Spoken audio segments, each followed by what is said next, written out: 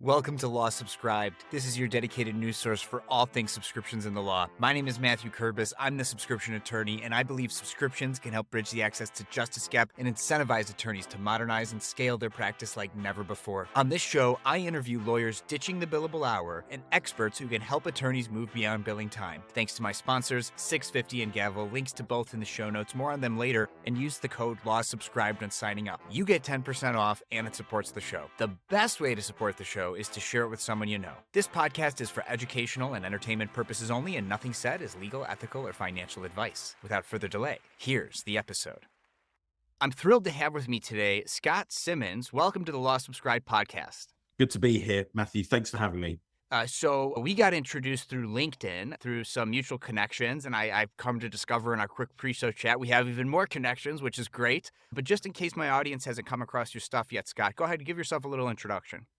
Thank you. So, Matthew, when I describe myself, I tell people that I'm a toolbox for turning lawyers into rainmakers. That's how I describe myself. If I go to a networking event, what do you do? Who are you? I say I'm Scott, and I'm a toolbox for turning lawyers into rainmakers. And how I do that is I give lawyers the tips, tools, and techniques to get out into the marketplace, give best advice, and win more work from better clients. So I coach clients on subjects around leadership, mindset, culture, habits. I, train lawyers on how to sell and cross-sell, how to give presentations that other lawyers are jealous of, and, and how to network confidently. And then I consult for law firms on how to put together firm-wide business development strategies that they can then take out to the market and help them build organically as the foundation for the future. And just to clarify too, because I don't think you mentioned it, like you yourself, you're a recovering lawyer, right? Yeah, right. So interesting.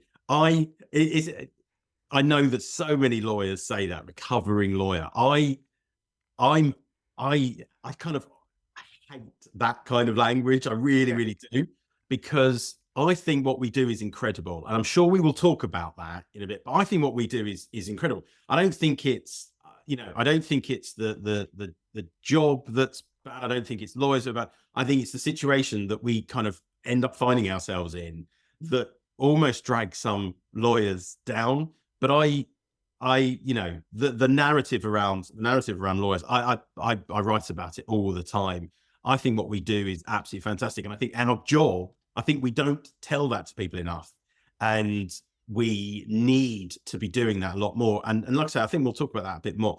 But yeah, I used to be a practicing lawyer. I left at the end of 2012, I believe. I suffered quite bad burnout. I wasn't particularly well. It wasn't handled brilliantly where I was. And so I got the opportunity.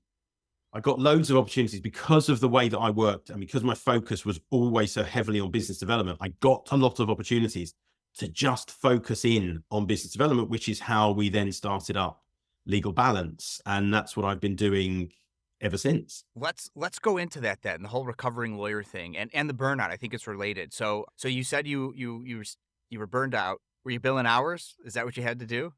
Surprise. So, right. So I suppose if we go back to the beginning, at the very, very beginning of my career, I worked at a small high street and, very, very local, but I had the most wonderful head of department and mentor who instilled into me this sense of the clients are most important. You have to look after the clients. You have to give them great service. But the thing was that he was ill a lot.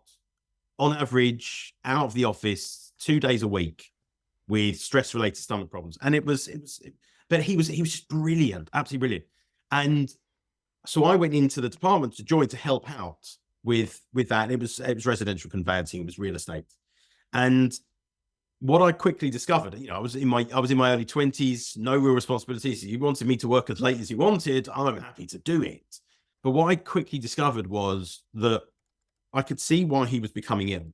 And it was because we were doing fantastic work, really trying our best for our clients, really, really low fees. So in order to hit target each month, we'd have to do loads of completions, have to do loads of closes. And it was just so difficult. And then if he was away 2 days a week, not only would he be coming in at the weekend to sort of make up, but we would be fighting fires because I'd be doing my own work and his work and really fighting a lot of fires. And what I realized was that we had the power to change this situation. We'd fallen into that trap of believing that we were in this race to the bottom, that there was no way out of it. It was just a case of if they lowered their fee, we were lowering our fee. And if we were lowering our fee, they were lowering. And it was just this race to the bottom. And I realized that we were in control of this. Mm-hmm.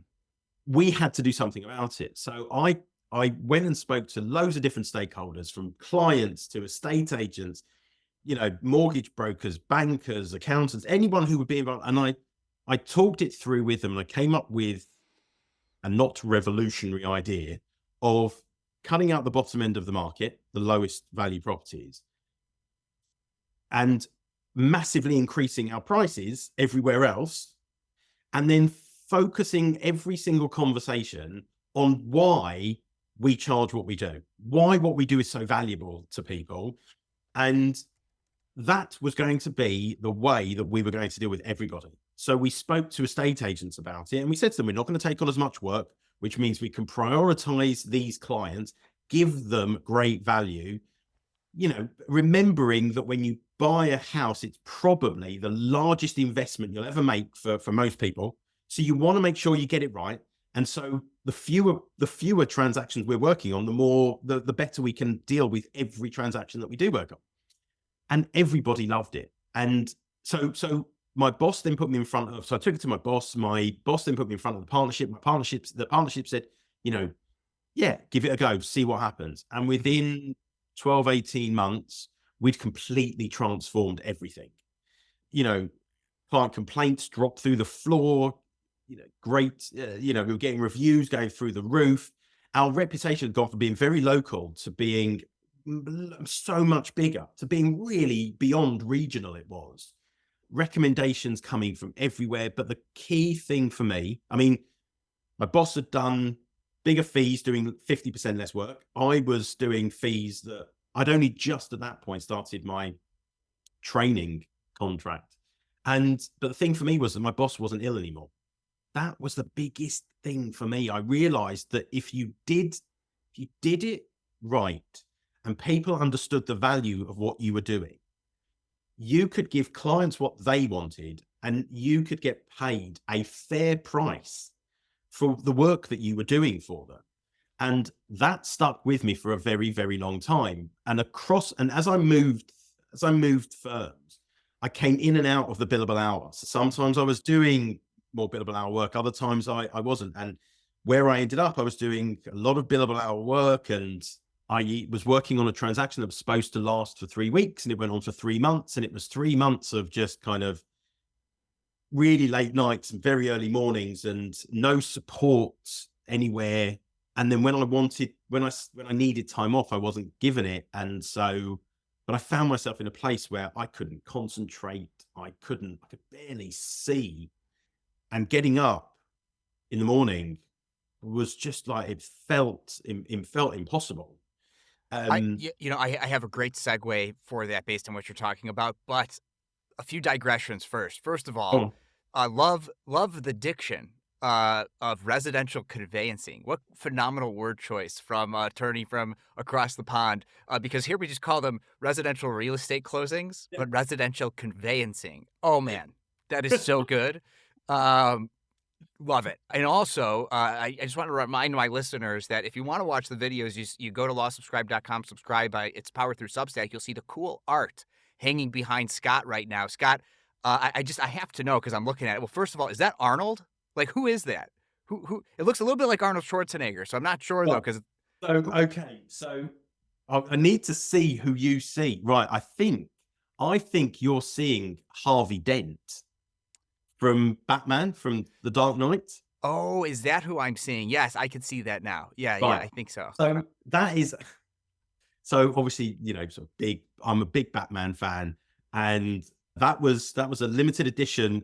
As you move across, it's one of the, I can't remember what they're called, but as you move across, it changes. So as you move across it goes from Batman to the Joker to Harvey Dent. And he's holding a coin. or something. He Yeah, must so be. Harvey Dent's holding a coin. Yeah. The Joker is holding a card with Batman on it. And Batman's holding. Batarang. Yes, thank you. Yeah. Yeah, thank you for that. So that is like almost my pride and joy. At home, I've got a figurine that's, I don't know how big it is, but it's quite large, of Michael Keaton's Batman, Yeah. which I grew up on. So I'm like, and it comes with all of the utility belt and all the things on it. And you can, like, I'm a 40-plus-year-old man, and I'm more into that figurine than my own kids are. And on that side, so obviously I live now in Gibraltar, which is at the bottom of Central Europe, and that's a painting, a representation of the Rock of Gibraltar. Yeah. Yeah. It looks kind of like some AI art you see these days, but I'm assuming it was before the AI art then. It was, yes. That painting is, where are we? That painting is, I think, about 14 years old. Yeah. Yeah. I've got, I mean, I don't know, maybe I have to make this for the paid subscribers only section, but in my, outside my recording studio, in my office, I've got an old thing that used to hang in my room when I was a child from Batman Returns, where it's the bat, the cat, and the penguin. Like, and it's like a circular thing where like Batman's, the ears on Batman's helmet are like coming up off of the circle a little bit. Yeah. So I've got some old memorabilia too. So we can have this chat when we go off air. Yeah, exactly. So getting back into the reason why people tune in is I think it's important, and I'm so glad you shared your experience there, because first of all, it's related to what you do, but also I think it goes back to this recovering lawyer status, which getting back into the meat of it here, everything that you just talked about, your experience, I think is why the whole recovering lawyer term even exists. I agree that I think it's terrible, but when you're experiencing that kind of burnout and you find a way out of that burnout and it's not practicing law, I think that's where it comes from. Yeah. And that one of the reasons I even have this podcast is to show their lawyers that, well, certainly if you're very good at something like you are with business development, like you could do something legitimate in the profession and it's not practicing law, but you could still practice law and you don't have to bill your time anymore.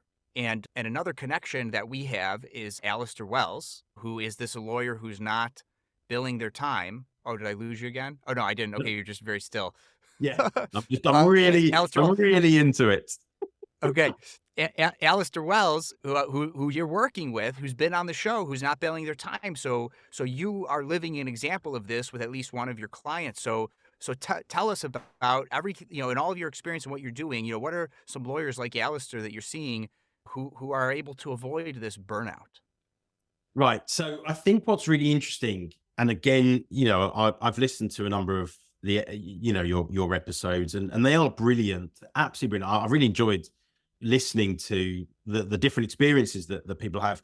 And again, I'm sure we'll come on to AI, but I think we're at that stage, aren't we, for a lot of lawyers where, I think particularly with social media, when I was starting out in law, it was big law or bust. There was no support for you if you were not trying to get to a big law firm. And I think social media and access to all that kind of information and has really helped young lawyers, not just young lawyers, by the way, lawyers throughout their career, redefine what they want to be as a lawyer and realize that there are so many different avenues and so many different ways of going about it. And the only thing really that stops you from achieving any of these things is what's going on in your own mind, what your own mind tells you you can and cannot do. And I think the reason that so many lawyers hang on to the billable hour is because that's the only thing they've ever known. When you were at law school or whatever, that was the only business model that was talked about. Lawyers sell their time. What a horrendous thing to tell. Well, you're going to spend all these years learning, but what it comes down to is essentially the longer it takes you to do something, the better off you're going to be. And we have the audacity to say that we work in our clients' best interests. The minute you go, oh, but hold on a second, if I work slower, I'll get paid more.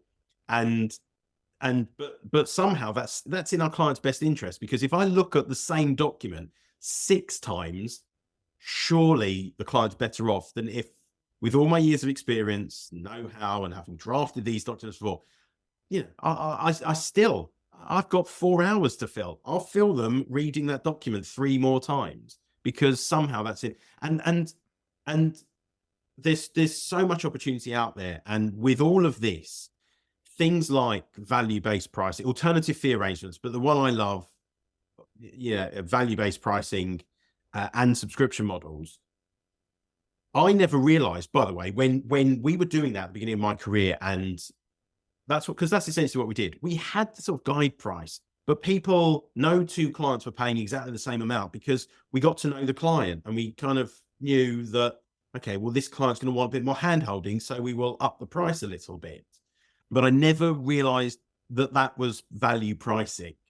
But it was only over the last number of years since I've met the likes of John Chisholm and come across Ron Baker and people like that I understood that that's what it was that I'd been practicing and preaching. And once I had that foundation to it, all of these things just became real opportunities and possibilities for lawyers who would be so desperate to get away from the billable hour and not have any idea how to do it. And all of this time I've spent with some amazing, incredible people in those alternative fee arrangements and those alternative business models, the world opens up to lawyers. You can offer a completely different way of doing what you do. And none of it has to be based around the amount of time you spend doing something. And for what it's worth, when you're no longer billing your time, doing business development becomes a heck of a lot easier to fit into your schedule, right? Okay, so here's that's such a good point, right? So if you've got to bill 7 hours a day, okay, the chances are that you're probably working 10, 11, maybe 12 hours just to get those 7 hours done. Because the reality is that we all need to go to the toilet, we all need to eat, we all need some kind of human interaction because we're human beings. We all need a bit of thinking time. We all need a bit of adjustment between pieces of work. There's so many things. We've all got, this admin around it that we simply can't charge for, but needs to get done. But the minute you say that's chargeable work, ultimately everything revolves around it. So your KPIs, the number one KPI is how many hours have you billed? It's not how much work have you brought in, because ultimately you may not do all of the work. Your colleague might do it. And if the number one KPI is how many hours have you billed, well, that colleague's going to get all the credit for doing the work and you will get none for winning the work. And there is a complete mindset around all of this that is impacted. The minute you move away from billing time, that shift becomes so significant because you don't need to read that document 6 times. You know that you go through it once, and then you go through it a second time to check what you've done. That's with the amount of experience that you have over time. You should not need really to go through that document the first time for the first draft and then the second one just to check through. You shouldn't need to do it. So you are motivated to get the work done more quickly. And all of a sudden you've got loads of hours in the day in which to do things like business development, because you also have to remember that the work that's put in front of you might keep the lights on, but it doesn't get you the next piece of work. All of those other things around business development, and business development is very broad, by the way, but it's all those other things that you do. That's what grows your business. And when you're not bound by that, by billable hours, you can achieve so much more. So much of, like you said, business development is not just one thing, but a lot of what lawyers think of, in particular, billing time lawyers, who they think, I get one bite at this apple, for this client matter or for this client. I got to bill as many hours as I can on this thing. They're only thinking of getting that new client all the time. And then their marketing funnels and everything is all around, like, I get one bite at the apple. But you talk about something that I think is really useful for lawyers who are using alternative fee arrangements, especially subscription, which is cross-selling and upselling. I mean, in particular with the subscription model, I mean, upselling it almost is obvious, because if you have a tiered structure, tier 1, 2, 3, I mean, you get a client in on 1 or 2, you can upsell them to 2 or 3, right? So like it's kind of there. And it works in the billable hour space too if you get a general counsel as a client or something like that. So we get that. But for my audience who hasn't come across these materials before, tell us how you teach lawyers about the importance of cross-selling and upselling. Okay. So the beautiful thing about subscriptions is that your interactions and well, your relationship with your client becomes relational. Okay. It's to do with really embedding yourself and getting to know the client and growing with the client and helping the client to grow. When you are under the billable hour, and I suppose, even to a certain extent under value-based pricing, it's still quite transactional because you're looking at things sort of almost one thing at a time.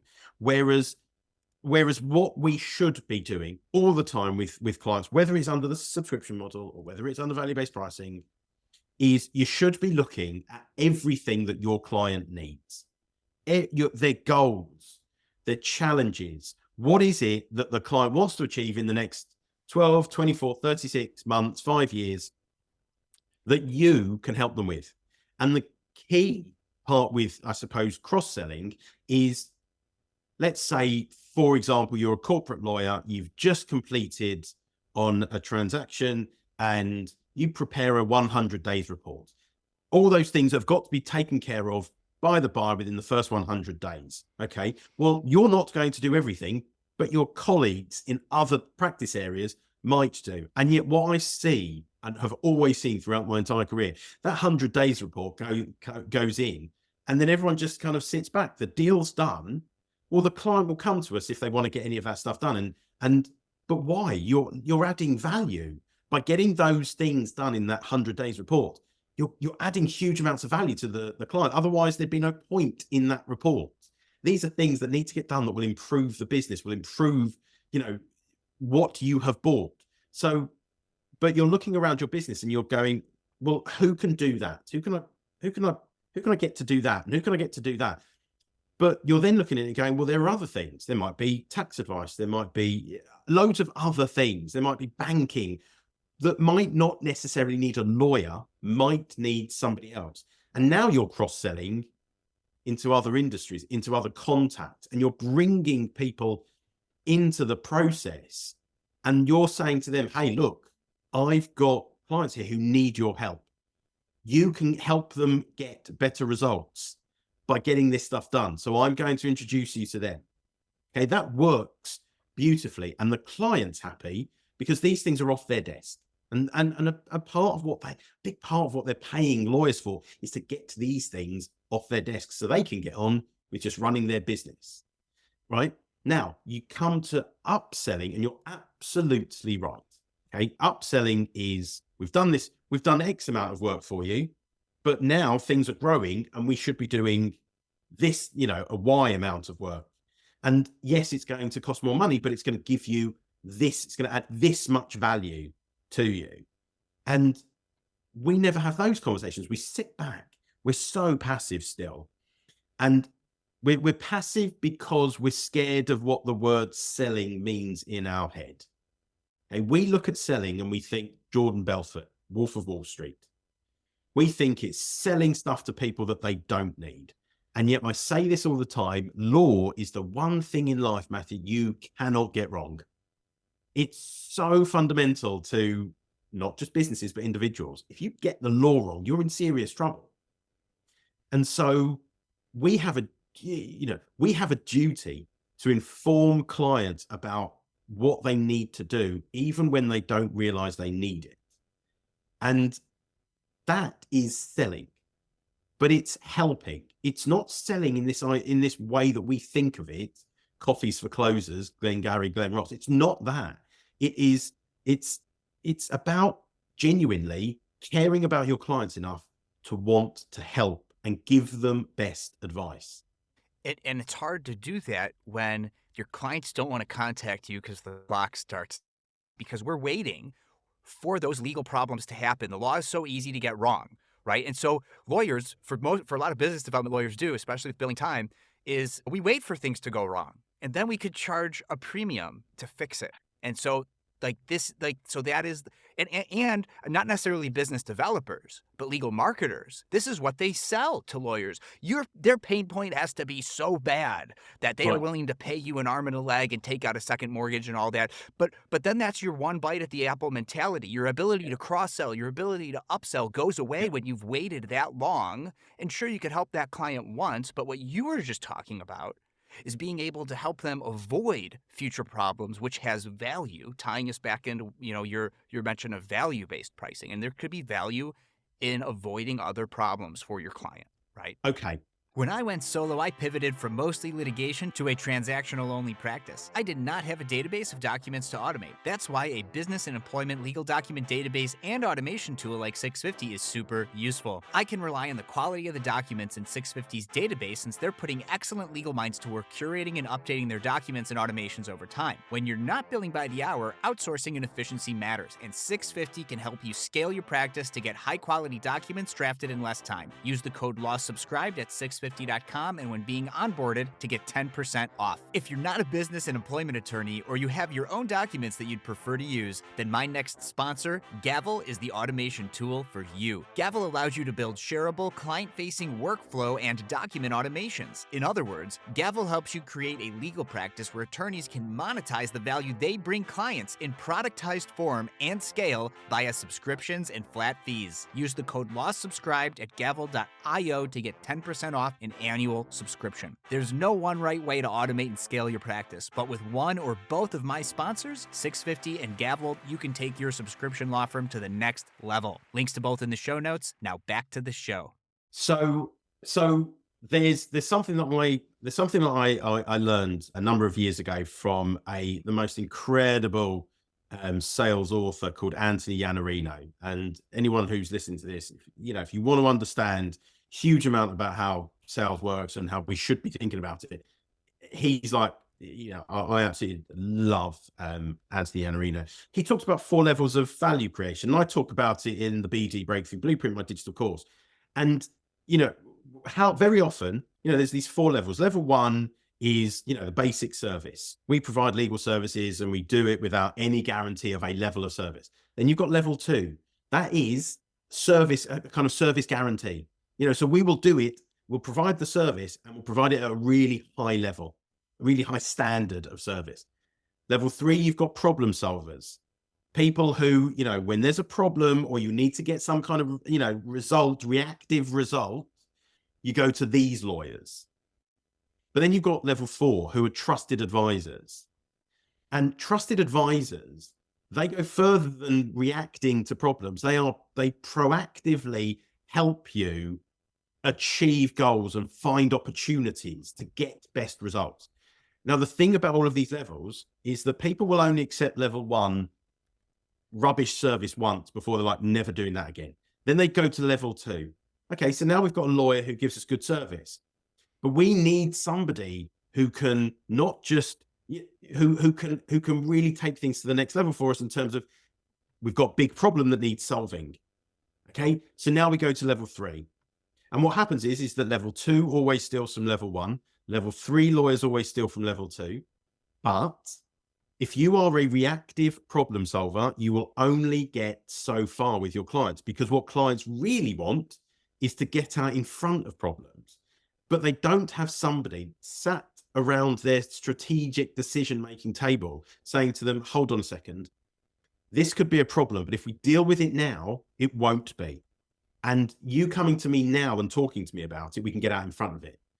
But just like with a small leaking pipe at home, because we've actually got one at the moment and it's getting worse and worse and worse. And if they'd have just dealt with it when we asked them to, it wouldn't be quite as big as it is now. And now they're going to have to pay for it more. That's the same thing. If you get out in front of these problems, if you listen to your advisor and you get them in at the earliest possible stage, that's a trusted advisor. That's somebody who will look out for you and will find innovative, not just solutions, but opportunities. And that method is absolutely vital. And that, for me, that's what I teach every lawyer they should be aiming for. Don't call yourself a problem solver, because when you call yourself a problem solver, you are tying yourself in your client's mind to a problem. You're never seen as an opportunity creator, a value creator. You are seen in light of problems, which is negative again. But just very briefly, I want to go back to your point about, oh, well, clients are really careful about picking up the phone because they know they're on the clock. 100%, 100%. Every single client, when you're tied to the billable hour, every single client is thinking to themselves, is this an important enough conversation to pick up the phone to my lawyer when I know they're going to charge me for it, and I'm not even 100% sure whether or not this is even something worth discussing?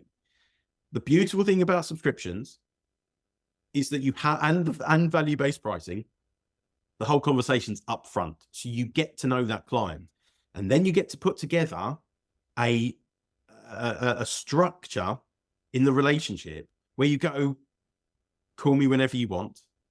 That's why I'm here. That's part of this relationship. You don't have to worry that you're going to be racking up time, because we've discussed the type of relationship you want, how often you want to speak to me, the sorts of things that we're going to be dealing with, all of those things. You don't have to worry about the meter running, because that's not how this relationship works.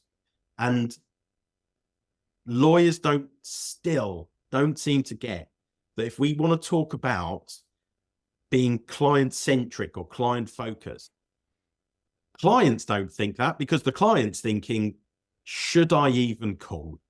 And like that level 4 that you were talking about, and in your content that's out there, Scott's got a YouTube channel. Everyone should go and subscribe, where you're talking about the blueprint. You've got it in like a pyramid shape, so like top of the pyramid, right? Like this is where subscription attorneys thrive, because that's part of the value of the subscription, right? And so that's where we need to be, and that's sort of where we naturally are. Go ahead. So it just the thing I love about subscriptions is, again, and I know Ron Baker will have talked to you about this, is that once you're under the subscription model, everything to do with money is just off the table. It's dealt with. No one at any point is thinking on a project by project sort of basis, because everything's understood and known at the outset.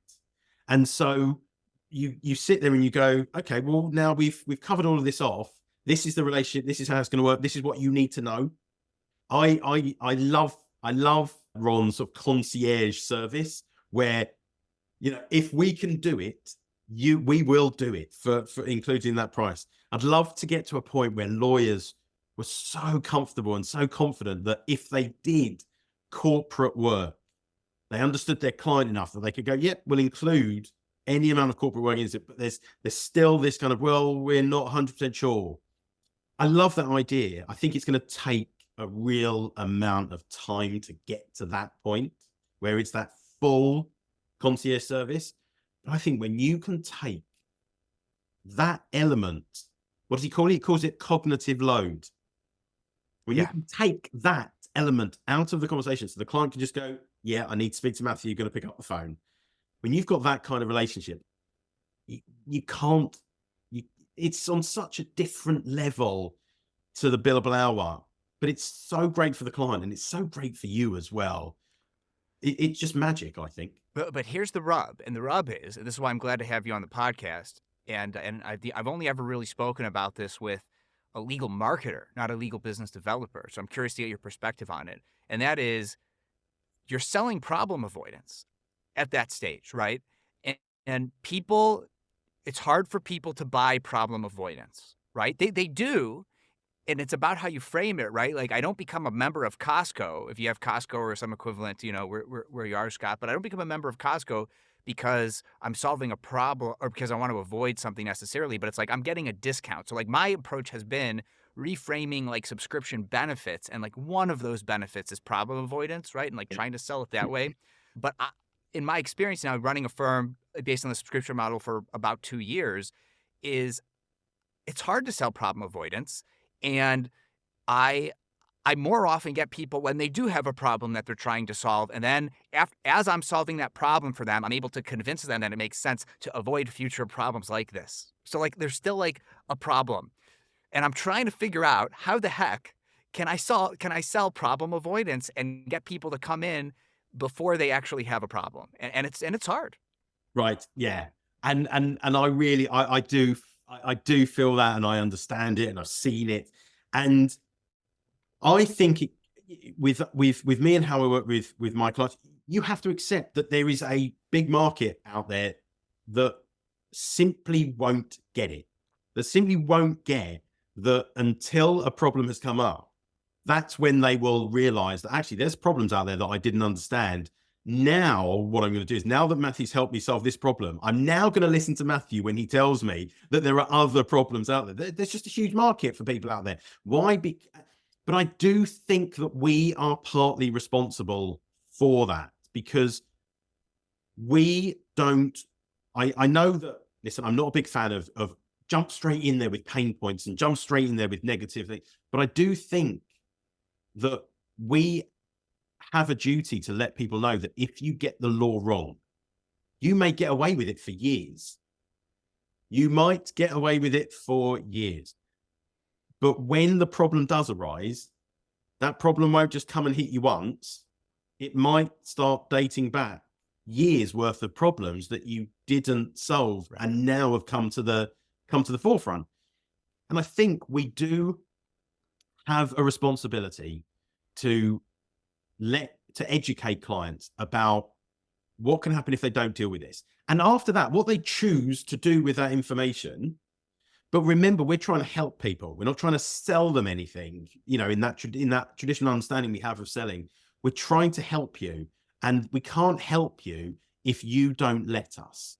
And so we have to take control of the conversation much more than we do, by letting people know that our job is to help you get out in front of problems. We can't force you to take action, but my job as your advisor is to let you know that the way that you're running things, listen, you're an entrepreneur, so you're accepting there's an element, an element of risk anyway. But on these things, yeah, you might get away with it for years, but when it goes wrong, it's going to go wrong big. And at that point, we're talking about a whole different level of cost. So I think pricing matters. We've talked about value-based pricing in the abstract a little bit, but and I don't know if we'll have time to cover it in detail today, but I've had Sean Hardeen on the podcast, and he talks a lot about value-based pricing. Sean's incredible. Yeah. And so this episode will come after that. And so my audience will have a sense of that.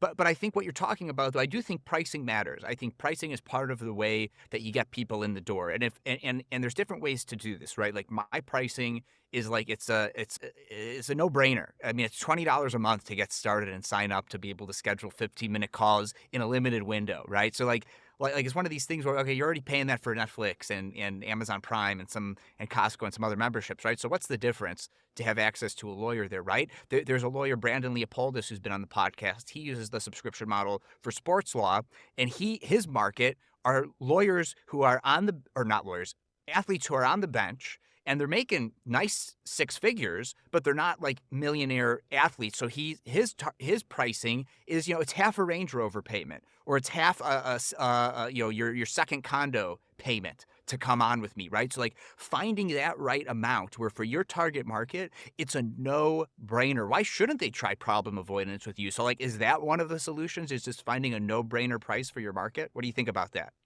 Right. So you are absolutely right in the price does matter.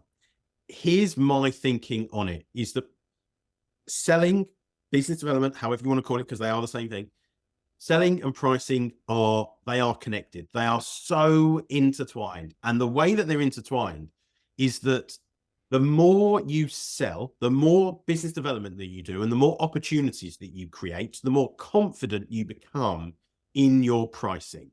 Okay. So a lot of the time, lawyers price to win work because they're not sure where the next job's going to be coming from.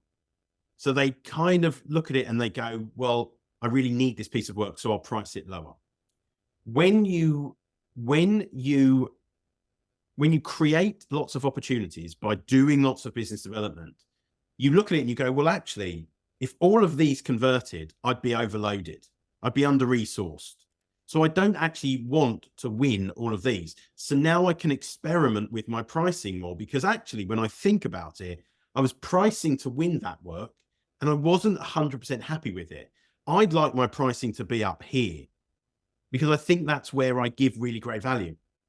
And now, because a lot of these opportunities are coming my way, I get to talk about the value that I really bring, and people get to decide whether the price I've given them represents good value. And I know that, people like Sean and John Chisholm and Ron will have talked about, or always talk about this, and so do I. Value, price and value. If value is equal to or greater than the price, people will buy. They'll buy it every single time.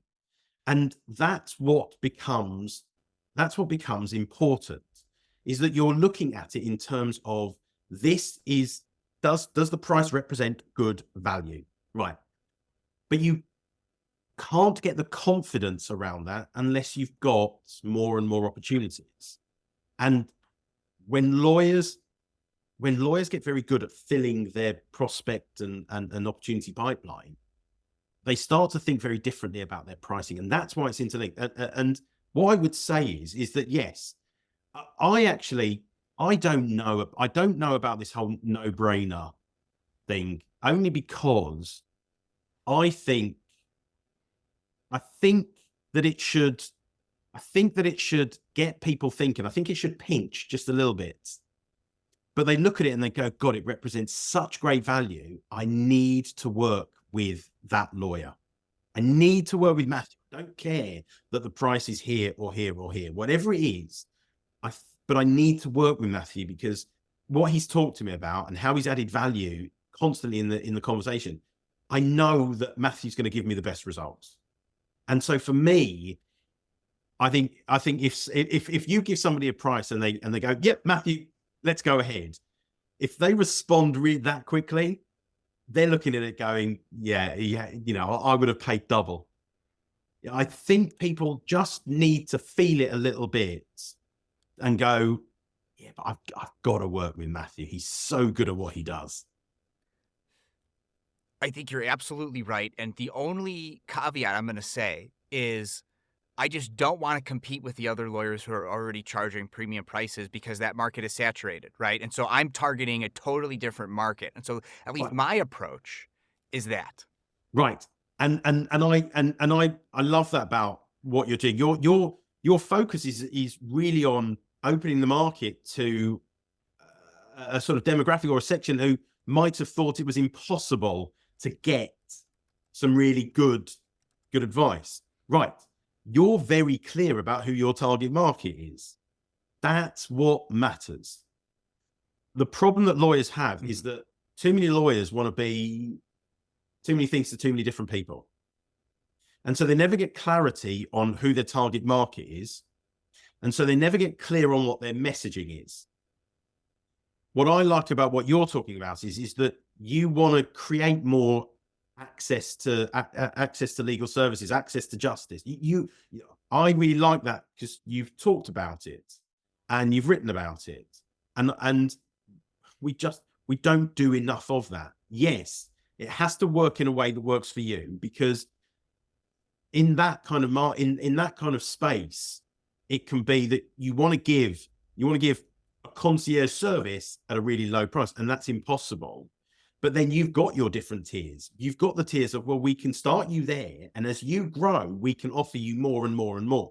And that's brilliant. And that's where subscription really works really nicely. You can start someone off and you can grow with them. But it's about having clarity about who your target audience is.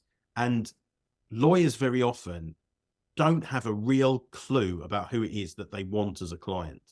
Absolutely. I've got 3 more questions for you, and then we'll wrap up. The first is, this is brand new. I haven't had a chance to ask a guest about this yet, because I'm just coming off of ABA Tech Show, and this came up in one of the panels I was on. My co-host Stephanie Everett, CEO of Lawyerist, brought this up, and we were having a similar conversation with the attendees at our panel, and that is this education gap, and also, like, how do you sell problem avoidance? And so it ties back into that part of our conversation, which is, we really need a got milk campaign but like got like legal services that, type campaign, right? So like what are your thoughts around that kind of a thing? And like how do we even do that? Because this is a rising tides type situation, right? Where I feel like if enough of us got in on it, we could help it for everybody, but more, because lawyers were very competitive still. Like we're worried about, well, they're gonna take my clients, or so like what like I know I didn't prep you for this, but like a got milk style campaign, like what do you like when you hear that?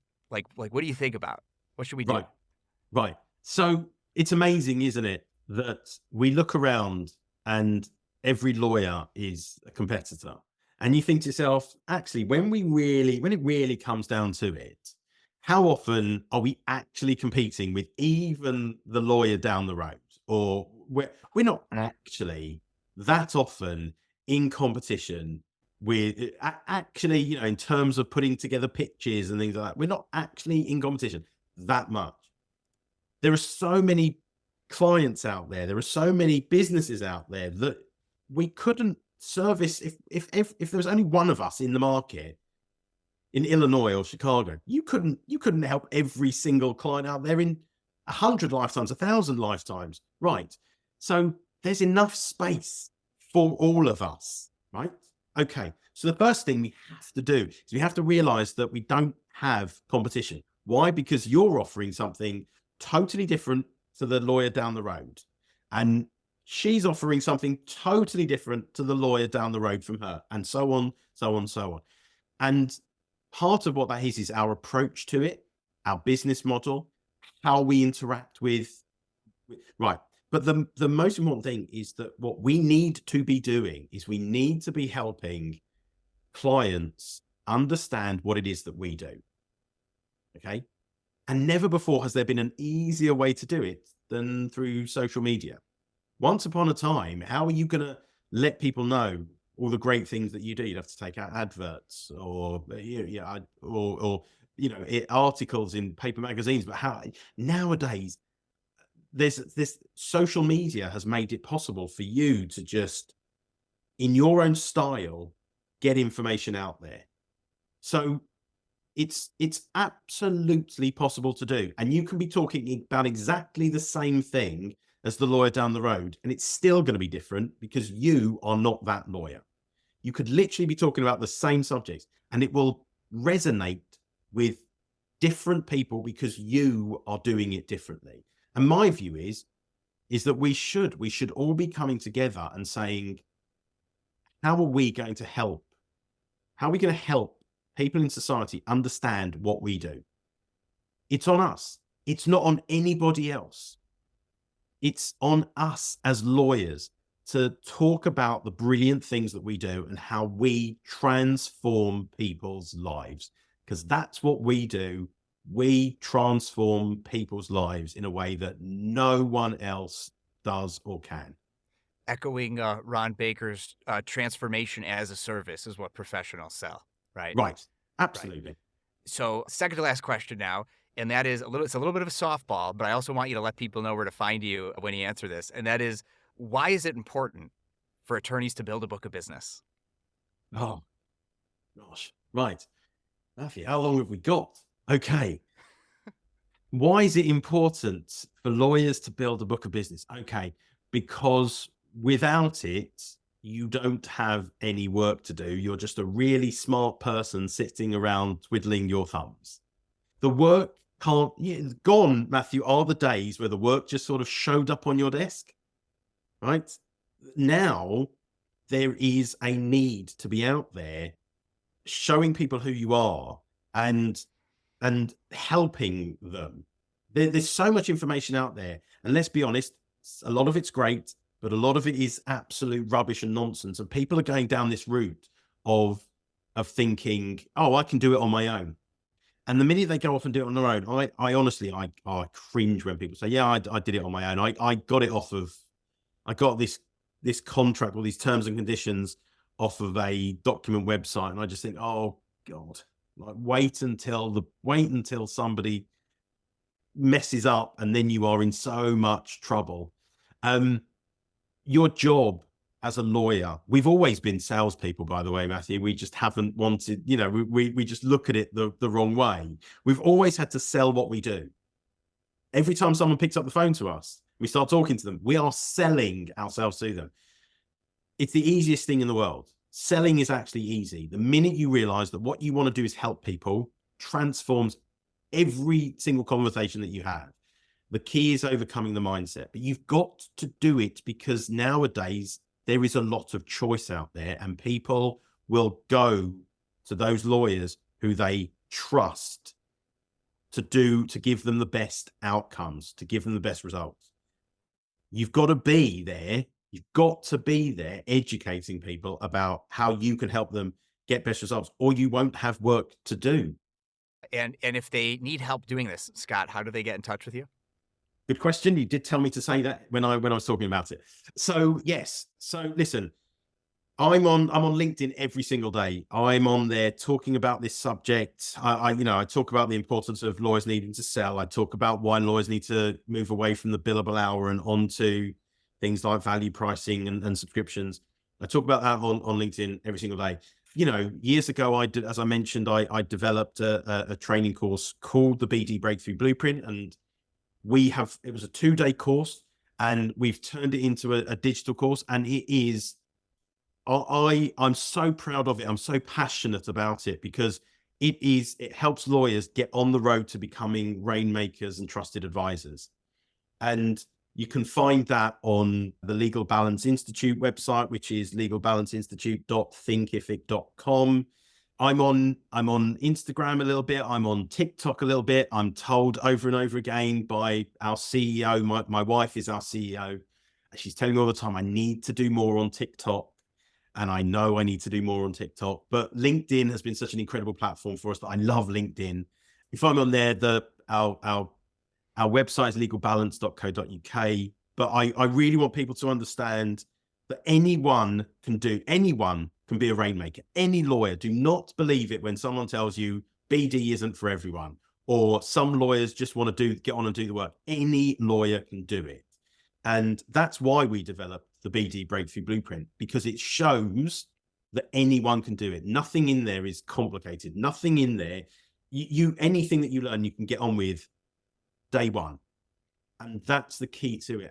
And the most important thing for me is that lawyers understand that anyone can be a rainmaker. Stick around for a second when we sign off, and I'll tell you how to make it easier for you to post on TikTok. But the last question that I have for you is the reason why all my listeners stay through to the end of the show, Scott, and that is a hot dog a sandwich, and why? Oh, do you know what? I've heard this question asked and answered so many times on your podcast. Okay. And I love every single answer, but no, it's not. It's not, because it's a roll, and a sandwich is 2 slices of bread.